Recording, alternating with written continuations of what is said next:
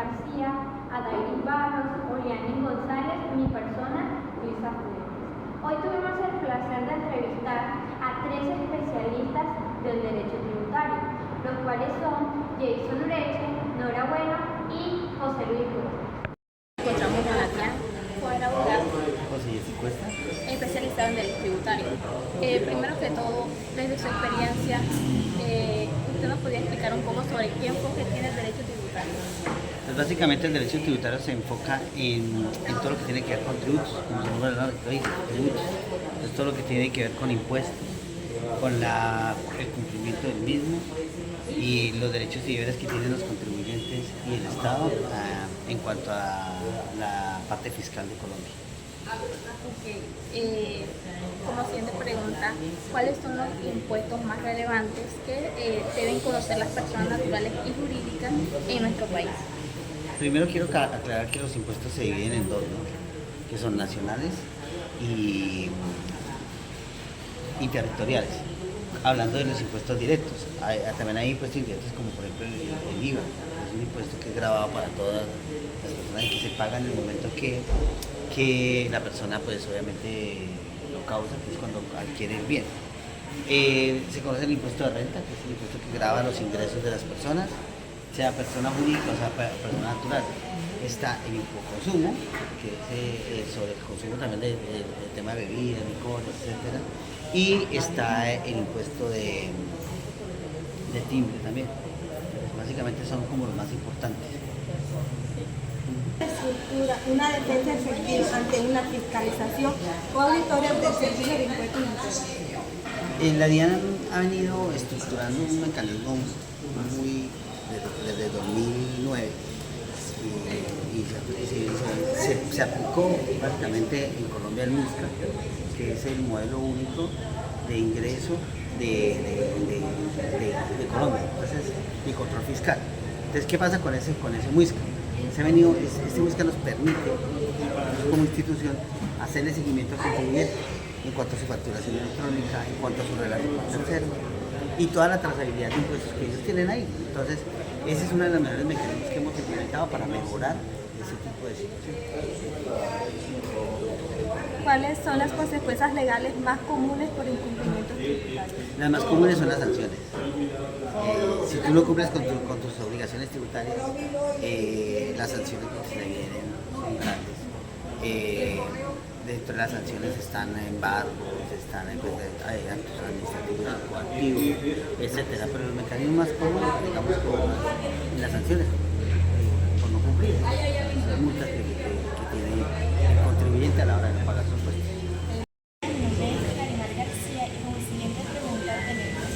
¿Qué estrategias legales se pueden usar para optimizar la carga tributaria sin incurrir en evasión fiscal? Pues básicamente, digamos que estrategias legales está el estatuto tributario, que es el rutero que tiene el contribuyente para posiblemente soportar sus impuestos.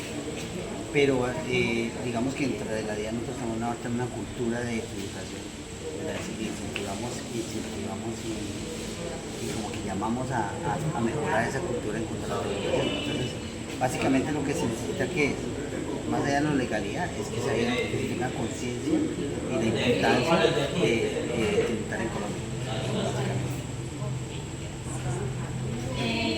¿Qué diferencia existe entre evasión, elusión y planificación fiscal?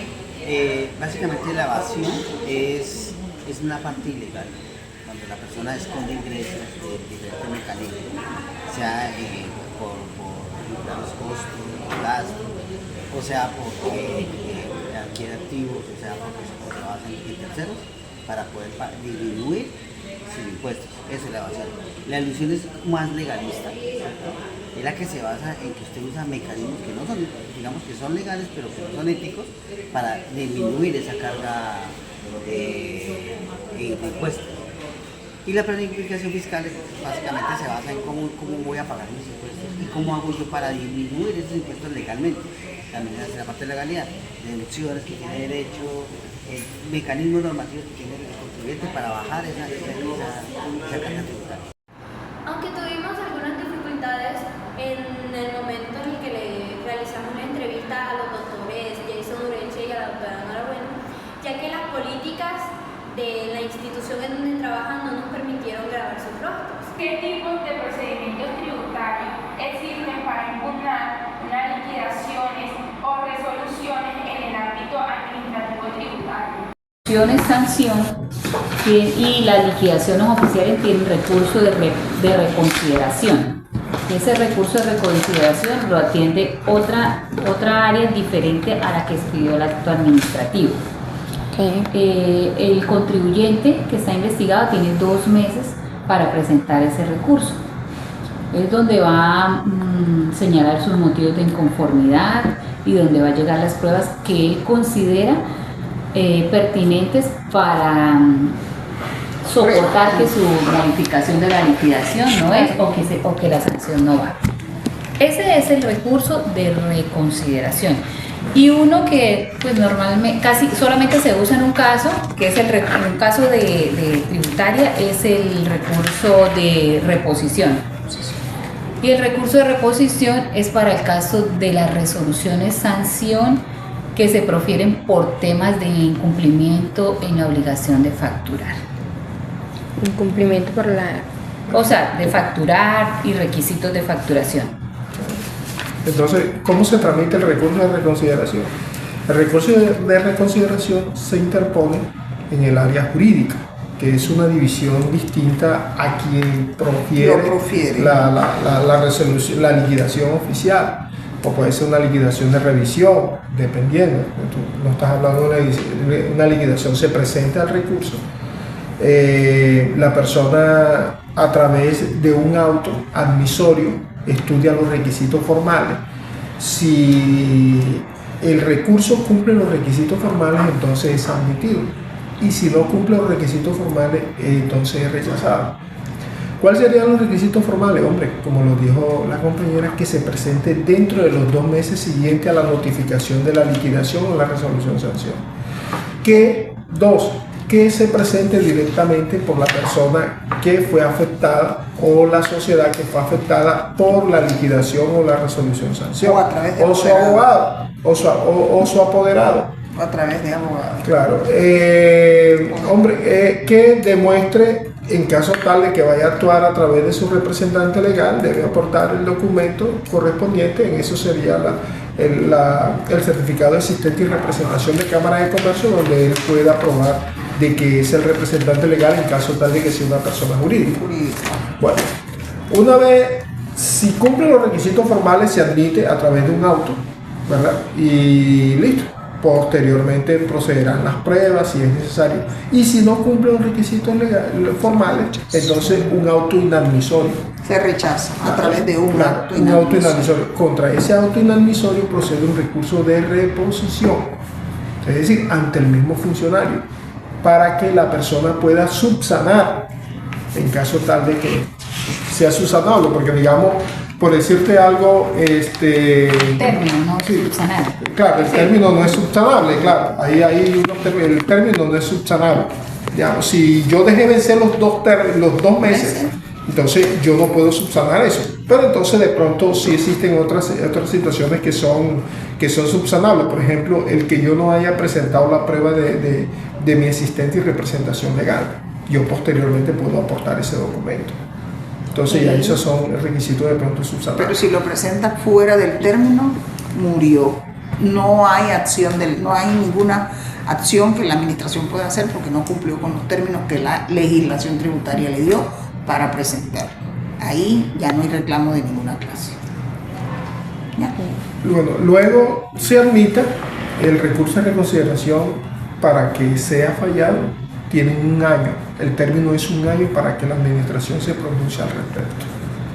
Eso en tributario. En tributario. Claro, estamos hablando. 2 tipos de recursos, porque el término para el otro recurso es más corto, son apenas 10 días, lo atiende la misma área que lo profirió. ¿Cómo afecta la normativa internacional, como los convenios, para evitar la doble imposición a los contribuyentes locales? Colombia ha hecho muchos convenios internacionales para evitar la doble imposición. O sea, nosotros tenemos convenios internacionales de pronto con los Estados Unidos, tenemos en la Unión Europea con España y con otros países. ¿Y qué es lo que trata, de qué es la doble imposición? Es evitar que de pronto las personas puedan contribuir o pagar impuestos dos veces en los mismos países con las mismas operaciones. Entonces prácticamente eso es lo que se trata la doble imposición. ¿Y de qué forma nos puede afectar? Hombre, yo creo que la doble imposición es una gran solución a grabar, a que las personas no sean grabadas por una sola operación, tanto en un país y en el otro. Para eso están los convenios internacionales. En los convenios internacionales se pactan las condiciones que se debe cumplir por parte de aquel país y de Colombia y de los usuarios de pronto de esos productos que en Colombia compran o comercializan o importan ese tipo de mercancías. Pagan en Colombia, porque si son convenios internacionales, los convenios que, por lo menos hay convenios del TLC, por ejemplo, fue en cuestiones de aranceles y del impuesto a las ventas. Entonces todo ese tipo de cosas se negocian, porque realmente quien debe responder, si Colombia hace un convenio con Estados Unidos, Colombia responde a Estados Unidos. Y dentro de ese convenio se establecen todas las condiciones y las obligaciones y responsabilidades que deben darse. ¿Y qué hacemos? Nosotros, sale la legislación o sale una norma y dice que se tiene que cumplir con esto. Si voy a comprar esto que viene de Estados Unidos, yo debo pagar esto. Sí, eso no es como que yo voy allá y compro aquí. Es diferente que ustedes vayan de paseo a Estados Unidos y compran cosas y las traen a Colombia. Eso también pagan sus impuestos, pero es diferente a que sean convenios. Cuando hay convenios, hay una legislación que rige ese convenio entre los países, establecen la normativa, establecen las condiciones y los parámetros que deben de cumplirse. Y se debe cumplir porque hay un convenio internacional. Y Colombia tiene muchos convenios, la Comunidad Andina, que esto, Estados Unidos ahora está buscando la ruta de la seda con China, y así. Entonces es negocio entre gobiernos. Claro, la doble imposición es saber qué contribuyente, dónde le toca pagar los impuestos al que se lo graba. Que hay diferencia, que eso es mucho más profundo. Hay diferencia cuando es una empresa extranjera que viene a realizar labores en Colombia, pero es una empresa que va a estar provisionalmente en Colombia, tributa en Colombia y tributa en su país. Porque son la parte que le corresponde. Lo que le corresponde. Sí. Perfecto. El hecho es garantizar que solamente en una de las dos naciones se pague el tributo. ¿Qué retos enfrenta actualmente el sistema tributario en los términos eficiencia y equidad? La DIAN tiene un reto de reducir al 1% la evasión y la elusión en Colombia, porque hay mucha evasión. Entonces, los controles fiscales, los controles van a ser mayores y cada vez van a ser más rígido para la aplicación, porque es que lo que tenemos que buscar es que se cumpla, que el que tiene la obligación de pagar pague lo que es, lo justo. Cambios recientes en la legislación tributaria considera que ha tenido mayor impacto hacia los contribuyentes. La factura electrónica es algo como novedoso ahora. Desde hace cuánto salió, que no era, le dieron términos para implementarla, ya es obligatorio. Todo lo que se venda y todo hay que facturar electrónicamente. La finalidad de la factura electrónica, de acuerdo a lo que, ha venido Colombia desarrollando algunos procesos, la DIAN inclusive desarrollando procesos de encadenado o de integración de ciertos sistemas, donde ¿a qué nos encamina la digitalización o la modernización? Es de que la DIAN pueda tener información en tiempo real de cualquier actividad que haga un contribuyente o un usuario. La factura electrónica es uno de esos mecanismos donde tú compras y que es electrónicamente la información llega a la DIAN, llega en tiempos reales. Sí, ¿por qué? Porque eso va a medir, tú compras y compras y compras, pero no estás declarando renta, entonces tus recursos, tus ingresos, de dónde llegan, cómo llegan, debes declarar. Okay. Sí, entonces, ¿qué busca la DIAN? Eso, se ha buscado, y no solamente con la factura electrónica, porque está la información exógena, que es otro mecanismo que la DIAN tiene para tener información de sus contribuyentes y de sus usuarios, de las operaciones que realizan, y poder nosotros tener de pronto un banco de información que se analiza y que por medio de algunos parámetros se hacen una serie de cruces de información y va a determinar, oye, Pedro Pérez tiene esta y esta, compró, hizo esta y estas actividades. ¿Y con qué ingreso? ¿Y con qué ingreso? No está declarando renta o declaró nada más esto. Entonces son esos instrumentos, esos mecanismos que ha venido desarrollándose en el sistema. ¿Para qué? Para tener información real de lo que son las actividades que se realizan y que no de pronto no estén llegando los tributos, los pagos que deban hacer a la entidad para poder, es como digo, son las inexactitudes o la evasión que se considera como evasión, y cuando tú no pagas lo que debes pagar y trata de ocultar o esconder, eso es evasión. Entonces la DIAN ha venido desarrollando todos esos instrumentos que van a permitir que una persona que quiera hacerle el juego a la DIAN, pues está aquí, porque la factura electrónica debe exigirla. Además le están dando beneficios. Ustedes deben pedir la factura electrónica, donde compren, pídanla, porque eso es ayuda para ustedes. Todo el Estado se sostiene de esos recursos que deben llegar, y debemos ser conscientes que tenemos que aportar a que llegue lo que tiene que llegar para que la distribución sea cada vez más equitativa, lo que tú estabas diciendo. Con el hecho que usted le entregue la factura electrónica y ahí le estén cobrando un IVA, estamos asegurando que ese IVA sí llegaría para poder financiar el Estado. Pero si usted paga un IVA y le entregan un papelito, ese IVA no llega a la DIAN. No llega, se la queda. Se queda ya el dueño del negocio. Y eso además, afecta a cuando todos. ustedes tengan que presentar renta, sus familiares, todo, recuerden que ustedes que las personas pueden pedir la factura electrónica a su nombre, pagando con tarjeta, pues con algún medio bancarizado, y tienen beneficio cuando presentan la declaración de renta, porque disminuye, pues el 1% le disminuye la base para el cálculo de la renta, del impuesto. Entonces son muchos beneficios que trae la factura electrónica, le permite a la DIAN controlar todo el sistema del recaudo del IVA, y también para las empresas grandes que solicitan costos en sus declaraciones, pues para justificar que efectivamente sean procedentes. Pues si a mí me van a pedir que les reconozca una compra que hicieron con un papelito, pues efectivamente no se va a valer, no es válida. Y de pronto ahí entra el tema de las liquidaciones. De pronto a Pedro Pérez se le detecta que declaró 20 pesos aquí, y haciendo el análisis de todos no tenían factura electrónica, y eso se le desconoce. ¿Por qué? Porque no tienen los soportes. Todos nosotros somos responsables de eso. Es evitar la evasión de impuestos y controlar, digamos, el lavado de activos. Eso también sirve para eso, de cierta forma, de controlar el lavado de activos.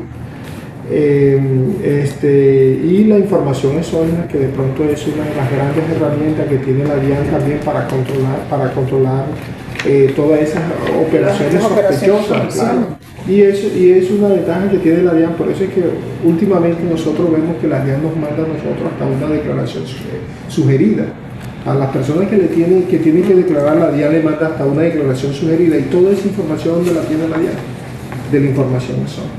Porque todo lo que nosotros hacemos se va reflejando, todo lo que hay personas que les toca informar todas las operaciones que ellos tienen. De pronto, digamos, nosotros compramos una casa, al notario le toca informarle a la DIAN que compramos una casa. De que vendimos una casa, al notario le toca a la DIAN que informarle a la DIAN. Entonces todo eso, digamos, todas las compras que nosotros hacemos en algunos supermercados, ellos nos informan, y la DIAN se da cuenta de todo eso. Cada vez que usamos nuestra tarjeta, la DIAN se está dando cuenta de todo eso.